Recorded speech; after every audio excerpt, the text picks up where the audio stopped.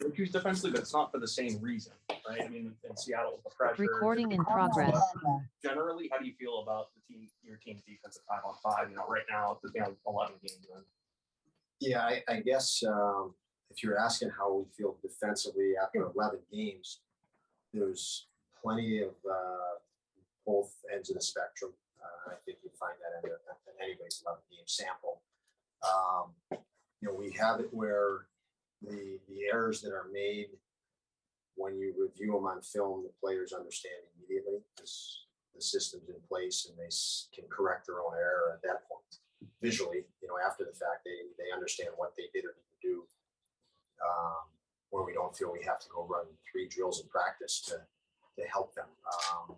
But again, it's a lot of what happens as far as errors in the game is the adrenaline, emotion, a quick misread, a miscue.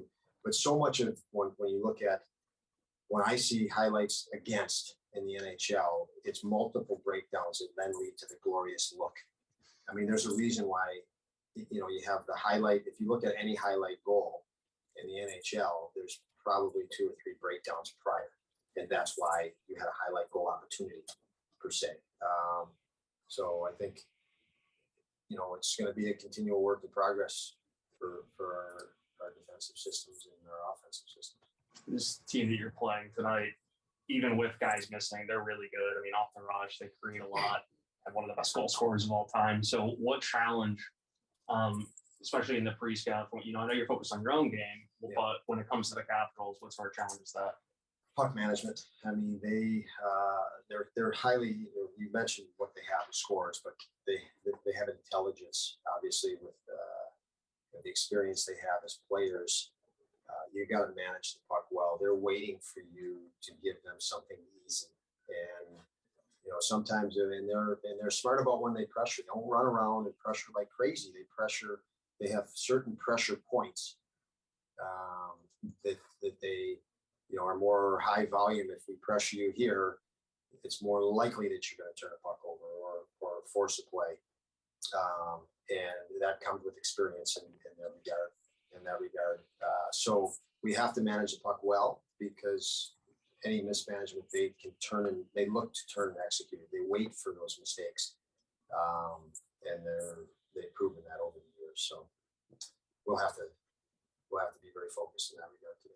I'm sure it changes game day to game day, but generally, what are your thoughts on morning skates? Some coaches like them, some coaches dislike them. What are your thoughts? It really is day to day. I mean, what coaches like is that you're ready to play at 7 p.m. Yeah.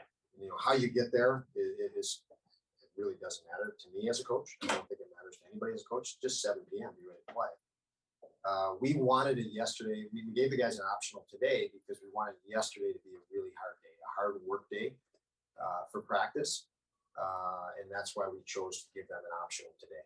Instead of skating yesterday and then skating today, push them hard yesterday. And so you can take the morning and make your decision how you want, be ready at 7.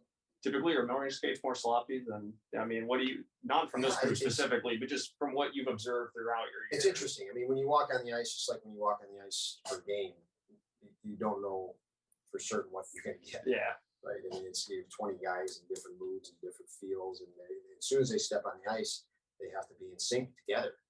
So if one guy's out of sync, it can screw up the other 4. So you don't know really, within a range of what you're going to get each day as you get to know your team better, as in the context of the rest of the league. I want to say that. So It changes every day. But that's the great mystery of coaching, what you're going to get each day. Yeah. Do you think there's what's the benefit from a morning skate? Just curious. Benefit is just getting body movement. Yeah.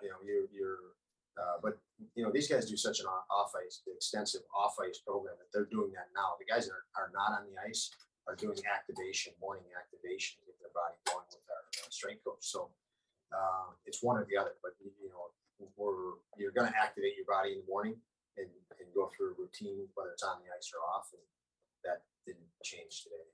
With Bryson, his game away from the puck seems like he's becoming more of a well-rounded defenseman, just probably through a lot of his experience. But with his skill set, how do you think that what sort of evolution have you noticed from him, since he first got the call up? And that was a difficult circumstance when he stepped in, for sure. Yeah, and I don't know that it hasn't been a difficult circumstance since he's been here, really. Yeah. I mean, we're a team that's challenged every night. If we're not dialed in and competitive every night, we're real. I mean, it's just a fact. We're not there yet. So for Bryce, it has been a challenge every game for him that he's met on most occasions very competitively, with some intelligence, and obviously his skill level is good. So he just keeps, he internalizes things very well. He's an intelligent guy. So he learns, he's more of a fast learner, and his dynamic qualities and quickness that you see night in and night out. We're hoping for more chemistry, I think, with all our guys. Again, sometimes we're overwhelmed by pressure and it stunts the process of chemistry, but I do think that that's kind of the next phase for all of our guys, really, is learning all the pressure that's coming at us, starting to internalize and deal with it so we can develop even a little more rhythm and chemistry. That's all I've got. Anyone on Zoom? We're going to start with Paul Hamilton on Zoom. Don, having an optional, I don't know if you're changing up your D pairs or not, but I'm thinking you've given up 14 goals, and I'm not just blaming the thing on the defenseman. I know forwards, it's a 5-man unit, but you've given up 14 goals in the last 3 losses. If you aren't, why not change up your D pairs? Well, you know what? Let's address that after, because as I said, it might, we're always kicking around lineup changes. So I guess, Paul, you're telling me that your thought is, why haven't we? We're thinking similar. So we're evaluating it. There's always, when you make changes, you're looking at the other side of changes too. So yeah, at some point we're making a change.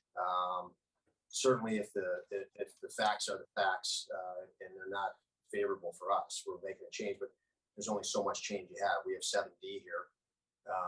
We have 2 right shot defensemen amongst the 7. So, there's within the context of that, you're going to do what you can. So we'll see what we do tonight and move forward. And just one more, I know you can't help the schedule, but here you are playing in Seattle on Thursday. You fly home on Friday. You got to play a home game on Saturday, and you're right back on a plane on Sunday. How do you guys manage that to be ready to roll on this game Monday night? Well, like I mentioned just a moment ago, Paul, we wanted to have a hard practice yesterday. We felt, just getting back on the Eastern time zone and the schedule and back into that routine we're more familiar with. And I felt we could benefit from a really hard practice yesterday. So that's why we gave the morning skate off. So we did, I guess, consider the schedule in making those adjustments, because that's a little different than we were doing things a couple weeks ago. But again, it's you're trying to gauge those things day to day, and we were willing to tweak that, just like we're considering those lineup changes. So yeah, we consider all that. Obviously, we don't have meetings with you guys to tell you all the things we kick around. But and listening to you guys, it's obviously you like everyone else that watches us, it has different ideas and kicks them around. We're doing the same, and those were just some of the visible adjustments to the schedule, at least. But again, it's the NHL too, so I think everybody's dealing with what we've just dealt with at some point or another during the year. That's all for Zoom. Thank you, Don. Yeah, thank you, guys. Thanks, Don.